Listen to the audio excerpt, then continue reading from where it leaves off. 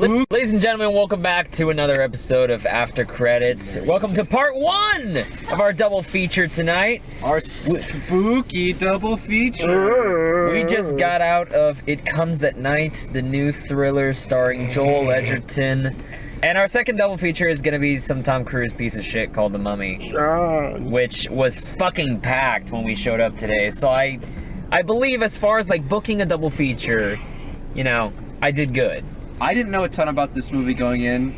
I just heard the words A24 horror movie with Joel Edgerton, and I was like, cool. I don't want to see anything. I literally did not see a single trailer or TV spot, or I didn't even know the premise of this movie. So, I mean, It Comes at Night, it could be a porno. I gotta say, I thought this was a really good movie. Same, fam. I thought I saw one trailer back like in April. And I was thinking this was going to be like some sort of monster movie. Yeah, me too. I was really disappointed. But the true monster of this movie was Man. Yes, man.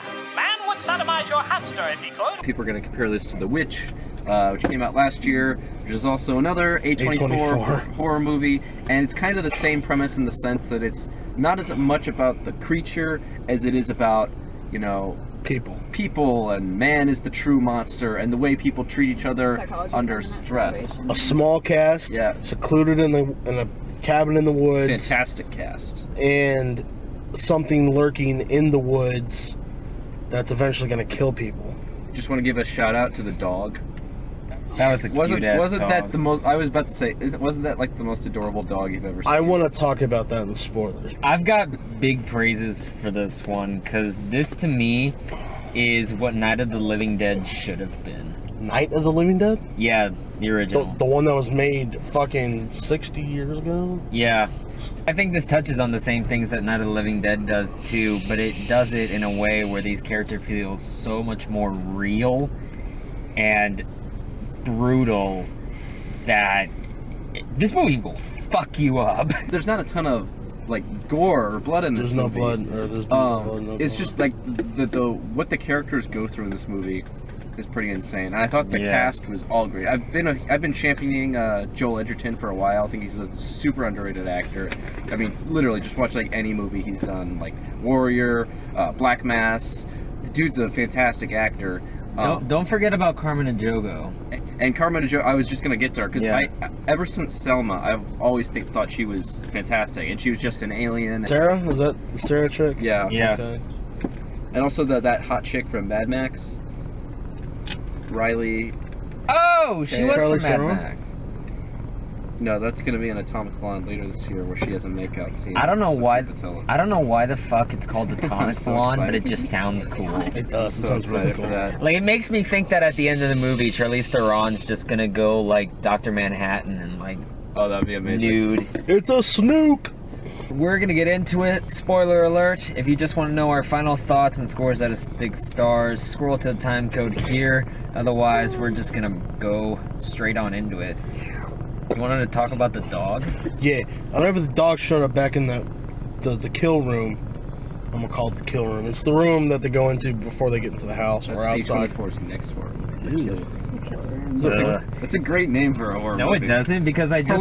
like a schlocky like 80s horror movie, like Christian Slater in the kill room. But whenever the dog was back in the room after it ran away, it looked like it had its like guts torn open and stuff. Yeah. And I was like, shit, we're gonna finally see the monster. But there's no monster in this film, so I was like, what the fuck? Just like rotting. Yeah, man.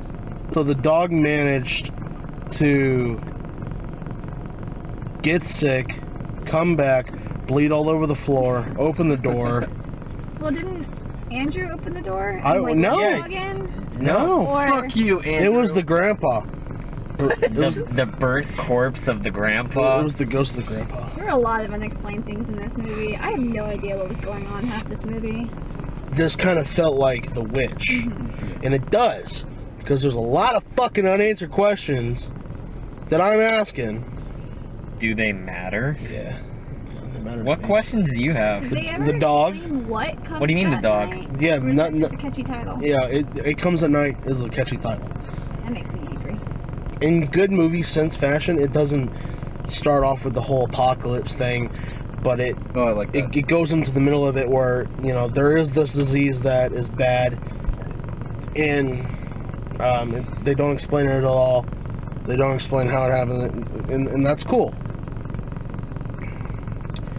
We don't know for sure if it's deadly. We assume it is. Did you see the shit that was on his fucking face? All that weird ass pus and the fucking black blood the grandpa was vomiting? I get that. as well. I get that every time I get the common cold. And What? We need to fucking shoot him now. The paranoia is always at 10. oh yeah, dude. The only explanation I needed with this was that grandpa, his pus pores, and all the blood puking out of him. Look, He didn't puke out blood. spit up blood? Yeah, he did. I didn't see Yeah, he that. did. He did in the dreams, though. He did in the dreams, but that's No, a he dream. did. No, he did when he. I dreamed I died by a naked girl avalanche, but doesn't mean it's true. I thought the kid that played. Fuck, what was his name? Andrew. Travis. Andrew. The little kid. The little No, kid was fuck that cute. kid. Nah, Stanley. Damn, what the fuck do you have against this kid? He was so ugly. What the fuck? So now we know where Liam likes to look He's in a forms of 2-year-old kid beauty. living in a post-apocalyptic world. He probably showers once a month. That doesn't give They me had a shower in the house. They showered Like, he frequently. probably uses cloth diapers. They haven't washed I'm them. just saying, What like, the fuck? They couldn't have raided a Walmart and gotten this kid some Axe? The fuck?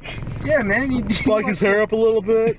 No, because it's like Put those big shades on him, like his mom on was Carlos. Shades. his mom Yeah. was super hot. How do you expect me to jerk off to this little kid if he doesn't look like a fucking model? He's like a shitty kid. He's like The first thing you think of when you look at this kid is, oh, this kid was ugly. Seriously? Do you want to fuck him? Is that it? No, it's just he's a stupid kid. He's a fucking 4-year-old. I Probably know. holding a sign in front or behind the camera and going, just read this 3 times. No, because like that one He didn't scene even where know. they're like talking to, they're at the dinner table, and he's like, I don't remember. I'm a stupid. It's like, you're 4. You can remember some shit, you He piece wasn't of. 4. He was like It 2. was 3. 3. Let's go with 2 and a half. Whatever. You know, that kid sucks. He had Andy Milanakis disease. He was 45. He's acting the shit out of this movie. So a few weeks ago at work, this lady came up to me. She's like, have you seen The Case for Christ? And I was like, no. She's like, so wait, are you a Christian? And I was like, no. And she was like, wait, so what are you? And I was like, I didn't want to tell her I was an atheist because I feel like that would have been like conflict. So I was like, In your heart.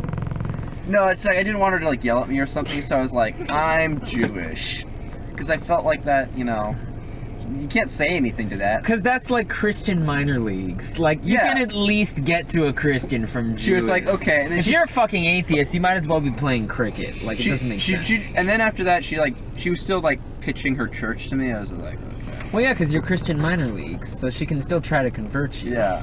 Remember Aaron put The Witch on his worst list? Yeah. Remember how mad we were at him? You remember when Aaron gave Pirates a 5?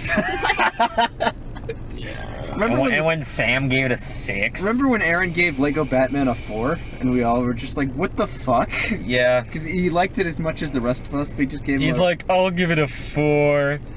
I can't encourage this movie too much. No? We're still spoiled. we're still. How do you shut up? You know what? I loved you Jesus. in the Patty Cakes trailer. Did you hear what I told Liam? Oh yeah. This is the documentary for Iggy Azalea. He told me that during the end of the trailer. I was like, Oh my god! Oh my god! Honestly, I'm kind of okay with that. shut up. We'll see it. She looks charming. Patty Cakes was apparently they bought the rights to that for a lot of money at Sundance, like ridiculous amounts of money. Who bought it? Was it A24? No, it was wasn't it Fox Searchlight or something? Welcome to our spoiler-free part of the review. This is rock bottom. We didn't talk dick about this film, so with that, we're just going to go into all our final thoughts and scores out of 6 stars, and then we're going to go see The Mummy. Brit, get over here. I'm scared. Y'all are gonna jump me. I hated this movie so much. It felt like they just took a bunch of trailers, copy pasted them together, and then released it as a movie. I had no idea what was going on the entire movie.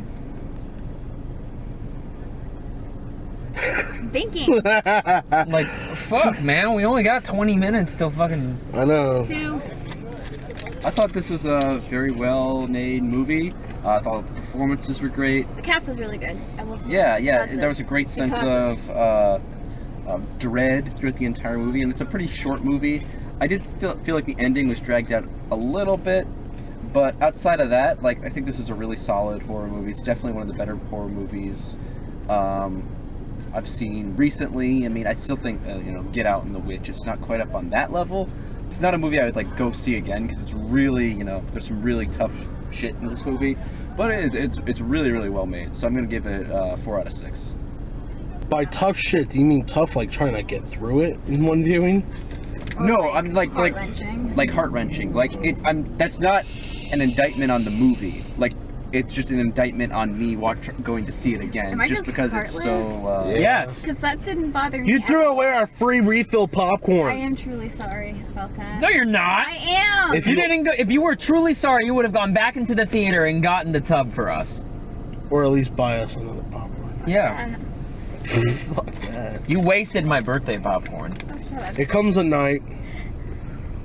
Kind of disappointing, but also kind of really great at the same time. The disappointing part was just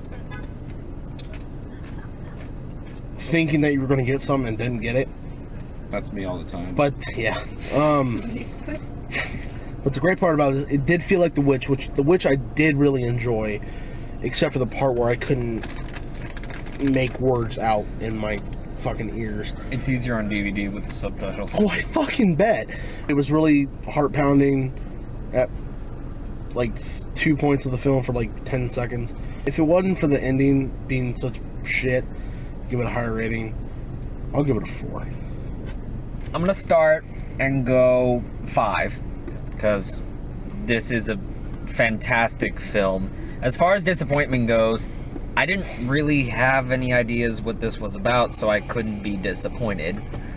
And even when you start thinking that this is gonna be a virus, zombie potential stuff, the movie gets rid of that right away, and so I got used to it. And what I had to focus on were these characters and their decisions, and this feeling like, how far do we go? Do we go for ourselves? Do we protect our family? Do we help others?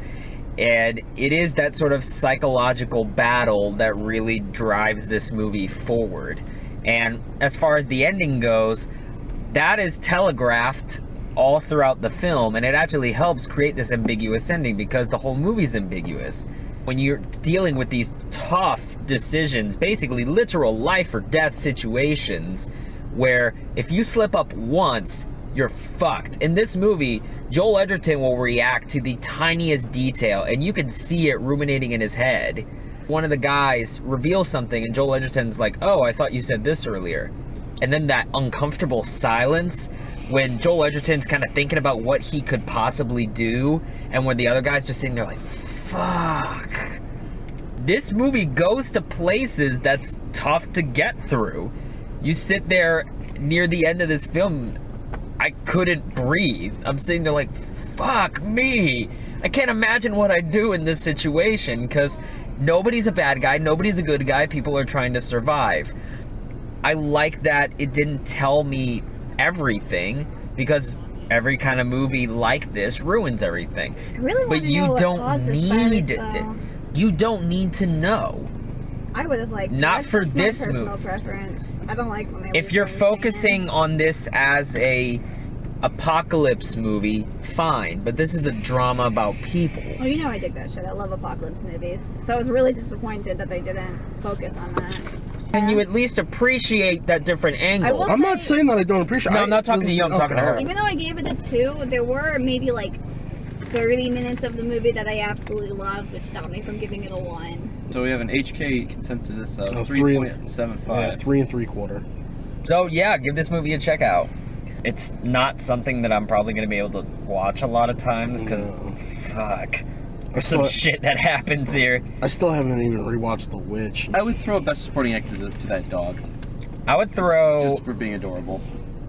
I'm being serious here, I would throw some nods to Joel Edgerton. I was gonna say Best Supporting Actor for the kid who played Travis. I thought he was really good. He was good for what he was given. He's No, good, I thought just the emotion that you saw in that kid's face for such a young actor. So if you like this video, please click the like button down below. Next to it is the subscribe button, where you can be the first to find out when new content's coming out. As far as social media, we've got Facebook, Instagram, and Twitter. This man's got a blog, liamgahan.wordpress.com. Our friend Noah, who you'll see in the Mummy review, is gonna be the Cinema Geek on Instagram. Until next time, we'll see you later. Take care, and here's to us watching Tom Cruise do some... God, I'm dreading this. Dark Universe!